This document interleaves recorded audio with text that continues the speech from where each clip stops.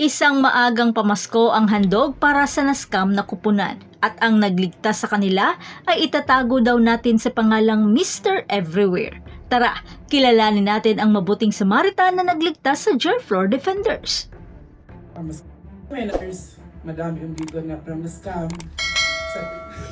Oh my God! Hindi madali. Alam naman nating lahat na naskam nga ang kupunang Jerflor Defenders ng sarili nilang managers. Sa ngayon, under investigation pa at may due process pang kailangan pagdaanan. At para sa buong detalye kung ano talaga ang nangyari at sino pa ang mga nabiktima nito, maaari niyong mapanood ang nakaraan nating video na makikita dito sa taas. At ngayon, ang kupunang Jerflor Defenders ay pagmamay-ari na ng Premier Volleyball League o PVL at ang presidente nito na si Ricky Palo ang nagsabi nito. Sa isang post sa social news website na Red Death noong November 3 ay mabilis na inaksyonan ang paglipat ng pagmamay-ari dito. Sa isang expose, mabilis na nag-viral ang naturang issue sa paghingi ng tulong ng mga nabiktima at doon natuklasan ang mga di makarapatan na mga pinaggagawa ng naturang managers sa mga manlalaro. Ang mga defenders ay hindi nakapagbayad para sa kanilang mga tauhan at manlalaro sa takdang oras. Ang pagmamaltrato at hindi magandang kondisyon sa pagsasanay ay di umano rin ay di makatarungan. Sineseryoso namin ang mga paratang na ito at gagawin namin ang lahat ng kinakailangang hakbang upang matiyak ang integridad at pagiging patas ng aming liga. Saad ito ng mismong liga sa isang pahayag noong November 8. Makalipas ang isang araw, sinabi ni Palo sa isang reliable source na ang pagsisiyasat ay maaaring tumagal ng hanggang 1 linggo hanggang 10 araw, habang ipinapaliwanag na mayroon itong due process na kinabibilangan ang pagdinig mula sa magkabilang panig at medyo may katagalan nga ito. At kahapon nga, naayos na ang lahat ng gusot. Bawat piso na inutang ay binayaran ng buo.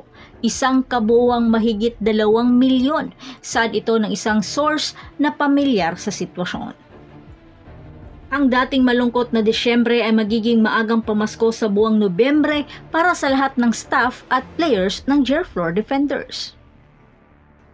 Pero ang tanong, sino kaya ang misteryosong donor na ito na kusang loob na nagbigay at walang pasubali na humugot sa sarili nitong pera para ibigay sa mga naskam na kupunan?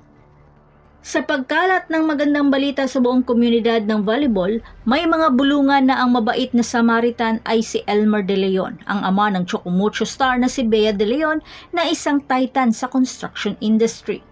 Bagamat ang mga De Leon ay mapagbigay at matulungin na talaga at makikita naman nating may kakayahan ang pamilyang ito upang magbahagi ng 2 milyon. Pero ang katotohanan ay hindi talaga sila ang mga donor, saad ito ng mga reliable sources.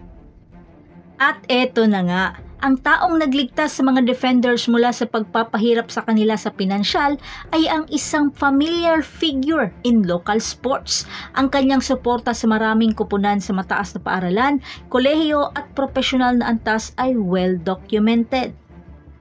Sabi nga ng nasabing sports article tulad ng spin.ph, ang taong nasa likod nito ay humihiling na kung maaari ay ayaw na nitong magpakilala at pangalanan pa sa publiko.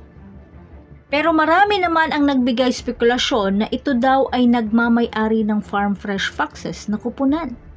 Sa ngayon, tawagin na lang muna natin siyang Mr. Everywhere, isang pagpupugay sa kanyang presensya sa likod ng mga eksena, sa pagtulong sa sports at sa mga tao sa paligid nito. Kaya isa kang dakila kung sino man ang taong tumulong sa Jerflor Defenders. Ikaw, may ideya ka ba kung sino ang talagang taong nasa likod nito? Maaari mo bang i-comment sa baba nang malaman din namin ang iyong opinion? So that's it. Thanks for supporting this channel and please don't forget to like and subscribe and spike the notification bell para lagi kang updated sa mga valuable ganap. And thanks for watching.